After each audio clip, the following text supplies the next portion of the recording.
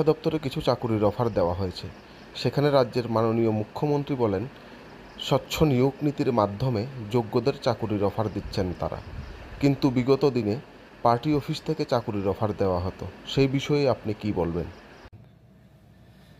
হ্যাঁ, কিছু চ্যানেলে শুধু আজকে কেন, কদিন আগে এরকম একটা অফার বিলি করা হয়েছে।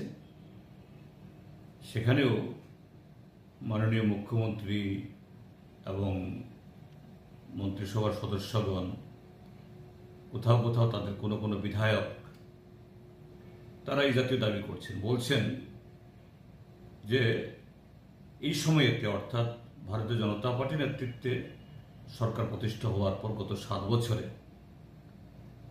খুবই স্বচ্ছ প্রক্রিয়াতে চাকুরির এই বন্টন হচ্ছে, যোগ্যরা চাকুরি পাচ্ছেন।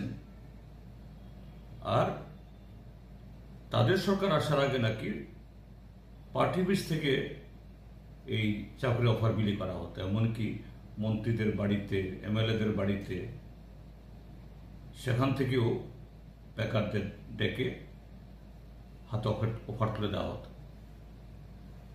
আমি খুব বিনয়ের সাথে রাজ্যের মাননীয় মুখ্যমন্ত্রীকে জিজ্ঞেস করতে চাই, যদি চাকরি প্রদানের প্রক্রিয়াটা সম্পূর্ণ নিরপেক্ষ, সম্পূর্ণ একটা নির্দিষ্ট সিস্টেমের মধ্য দিয়ে হয়ে থাকে, সেই সিস্টেমে তো মন্ত্রী বিধায়ক যুক্ত থাকার কথা না। এবং এরকম ভাবে চাকরি অফার দেওয়ার যে অনুষ্ঠান সেখানে হয়, সেখানে মন্ত্রী বিধায়কদের উপস্থিতি, মঞ্চ আলো করা, তার অর্থটা কি? অর্থাৎ যারা চাকরি পাচ্ছেন তাদেরকে প্রভাবিত করা, দেখো আমরা তোমাদের চাকরি দিচ্ছি।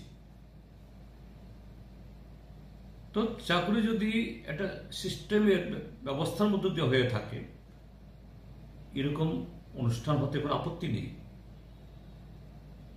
সেই অফার লেটার বিলি করুক সে দপ্তরের সেক্রেটারি বা দপ্তরের যিনি অধিকর্তা, তিনি। কেন সেখানে মন্ত্রী আসবেন? কেন সেখানে বিধায়ক আসবেন? এখানেই তো ডাল মে কুছ কালা হ্যায়। তিনি তো রাজনৈতিক ব্যক্তিত্ব, মন্ত্রী হতে পারেন। বামফ্রন্ট সরকারের 25 বছরে কেউ বলতে পারেনি পার্টি অফিসে ডেকে নিয়ে গিয়ে বা কোনো মন্ত্রীর কোয়ার্টারে বা এরকম কোনো অনুষ্ঠান করে মন্ত্রীরা অফার বিলি করেছেন। চাকরি ইন্টারভিউ হয়েছে সম্পূর্ণ স্বচ্ছ প্রক্রিয়াতে, এবং তা প্রক্রিয়া সম্পন্ন করে সেই অফার ডাক যুগে যারা চাকরি পেয়েছেন, অর্থাৎ অফার যারা পেয়েছেন তাদের বাড়িতে গেছে, তারা জয়েন করেছেন। মাঝখানে কোনো জনপ্রতিনিধি এবং কোনো রাজনৈতিক দলের কোনো নেতৃত্বের কোনো ভূমিকা সেখানে রাখার কোনো সুযোগ নেই। কেউ সেখান থেকে কোনো ধরনের ফায়দা, কোনো ধরনের যে এই কি বলে বোনাস পাওয়ার কোনো স্কোপ সেখানে নেই। কিন্তু আজকে কি হচ্ছে, এই ট্রান্সপারেন্সির নামে ওই পশ্চিমবাংলার নদিয়া জেলা, কোনো একটা জেলা থেকে একসাথে এর আগে যে জেআরবিটি চাকরি হয়েছে, আসামের ডুবরি জেলা এবং পশ্চিমবাংলার আরো কোনো কোনো পকেট থেকে সেখানকার আরএসএস বিজেপি নেতাদের সুপারিশে এখানে জয়েন করেছেন। কোন পোস্টে? হ্যাঁ, professor, doctor, judiciary officer, TCS, TPS, এই জায়গায় যে উৎকর্ষতা অর্থাৎ কোয়ালিটির জন্য বাইরের ছেলে মেয়েদেরও অংশগ্রহণ করার সুযোগ থাকে। ইউনিভার্সিটিতে পড়াবেন, কলেজে পড়াবেন, স্বাভাবিক সেই জায়গায় যদি মেধাবী শিক্ষক শিক্ষিকা আসেন, এটা আমাদের শিক্ষার ক্ষেত্রেতে তার যে গুণমান বাড়াবে। এখনো সেগুলো হয়, তখনও হতো, কিন্তু কোন চাকরি? গ্রুপ ডি, এই যে কদিন আগেও তারা চাকরি দিয়েছেন মাল্টি টাস্কিং স্টাফ নামে, MTS। মাল্টিটাস্কিং হলো নাইট গার্ডও হতে পারে, পিয়নও হতে পারে, কোকও হতে পারে, পিয়নও হতে পারে। আমাদের রাজ্যের ছেলেমেয়েরা যারা পেয়েছেন তারা হলেন MSc পাস, এগ্রি MSc BSc পাস, LLB পাস, MA, এমনকি PhD করা ছেলে মেয়ে। পোস্ট কি? Multitasking staff, group D. আর সেই জায়গায় পশ্চিমবাংলা, আসাম থেকে যারা এসছে 8, 9, 10 পাস। তো ত্রিপুরাজ্যের মধ্যে এই মেধা পরীক্ষাতে তাদের যোগ্যতা অর্জন করার জন্য এত উচ্চশিক্ষিত ছেলে মেয়ে প্রয়োজন হলো, কিন্তু পশ্চিমবাংলা থেকে ক্লাস 8 পাস 9 পাস তারা পেয়ে গেল। এটা স্বচ্ছতা? কাকে তারা এই ঢোকা দিচ্ছেন? আর এরকম অফার মেলা করে, এটা তো আরেক ধরনের দুর্নীতি।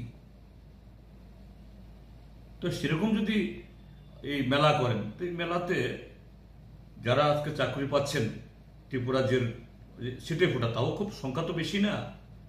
শিক্ষা দপ্তরে যেখানে প্রায় 20,000 পোস্ট খালি, আমাদের DYF এর ছেলে মেয়েরা, যদিও এটা DYF এর তাদের তৈরি করা পরিসংখ্যান না, যে গত কদিন আগে বাজেট সেশনে মন্ত্রীরা উত্তর দিয়েছেন বিধানসভাতে বিভিন্ন দপ্তরে। এমনি আমরা এই ম্যান পাওয়ার ডিপার্টমেন্টকে তার কাছে উত্তর চাইলে বলে উত্তর সংগ্রহাধীন, এরা উত্তর দেয় না।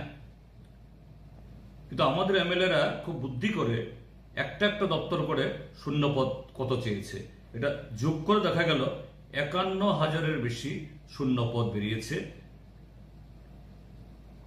তারপরও 18-19টা ডিপার্টমেন্টের কোনো তথ্য আসেনি। সে 18-19টা দপ্তর থেকে যে তথ্য আসে, এটা কোথায় গিয়ে দাঁড়াবে? এটা একটু অনুমান করলেই যে আতঙ্ক ধরে যায় যে কত হাজার পোস্ট ভ্যাকান্সি। একটা দপ্তর তার মঞ্জুরকৃত যে টোটাল পদ, তার অর্ধেকের বেশি খালি। তো সেগুলো তো পূরণ হচ্ছে না। প্রায় 20,000 শিক্ষক শিক্ষিকার পোস্ট খালি, আজকে অফার বিলি হয়েছে 228টা। লজ্জা থাকা উচিত তাদের। ত্রিপুরাজ্যের মানুষের কাছে এই কথাগুলি বলার আগে 7 বার ভাবা উচিত যে এরকম যে অফার, আবার মেলা, হাজার হাজার পোস্ট পাখি রেখে তুমি 228টা এই মরুভূমির মধ্যে একটু জল ছিটিয়ে দিয়ে আবার তুমি মেলা। স্বচ্ছতা দাবি করছে, আগে জবাব দিক কি করে গ্রুপ ডি পোস্টে পশ্চিমবাংলা, আসামের ছেলে মেয়েরা চাকরি পায়, কি করে PRTC যাদের থাকে না পশ্চিমবাংলার ছেলে মেয়েরা, এদের তো PRTC নেই স্বাভাবিকভাবেই। তার এটা কি?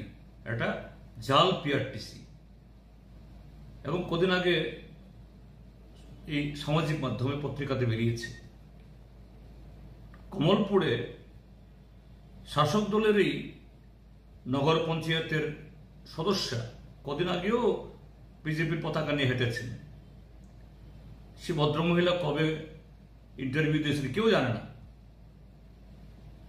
তাকে জিজ্ঞেস করছেন যুবক যুবতীরা, তিনি কারা দপ্তর না কোন দপ্তরে যেন পোশাক পরে, খাকি পোশাক পরে ডিউটি করছেন। যে বলছেন, দিদি আপনি তো সেদিনও আপনি এই কি বল নগর পঞ্চায়েতের সদস্য না, পঞ্চায়েতে জানি, আপনি কবে ইন্টারভিউ দিয়েছেন বলতে পারছেন না, কবে ট্রেনিং দিয়েছেন বলতে পারছেন, ট্রেনিং দিচ্ছেন। তো এর জবাব দিক কাজেই যারা নিয়ম নীতি রিক্রুটমেন্ট রুলস এগুলাকে জলাঞ্জলি দিয়ে দিন দুপুরে সমস্ত জালিয়াতি করছে, এরা আঙুল তুলছেন যে বিগত সরকারের সময়ের যে পার্টির বেশি অফার বিলি করা হতো। কোথায়? একটা এরকম উদাহরণ দিক, একটা ঘটনা বলো। এভাবে করে মিথ্যা দিয়ে সত্যকে ঢাকা যায় না। মিথ্যা দিয়ে ত্রিপুরাজ্যের বেকার যুবকরা আজকে ফুসছে, অর্ধলক্ষাধিক শূন্যপদ ফেলে রেখে আজকে সুশাসনের যারা বড়াই করছেন, আর এভাবে ছিটেফুটা চাকরি দিয়ে মেলার নামে সেখানে সমস্ত এই অসত্য তথ্য দিয়ে বহাবা করাচ্ছেন, এগুলো দিয়ে যে বৈতরণী পার হওয়া যাবে না। কাজেই তাদেরকে বক্তব্যের জবাব আমি এটুকুই বলব। আজ শিক্ষা দপ্তরে কিছু চাকুরির অফার দেওয়া হয়েছে। সেখানে রাজ্যের মাননীয় মুখ্যমন্ত্রী বলেন, স্বচ্ছ নিয়োগ নীতির মাধ্যমে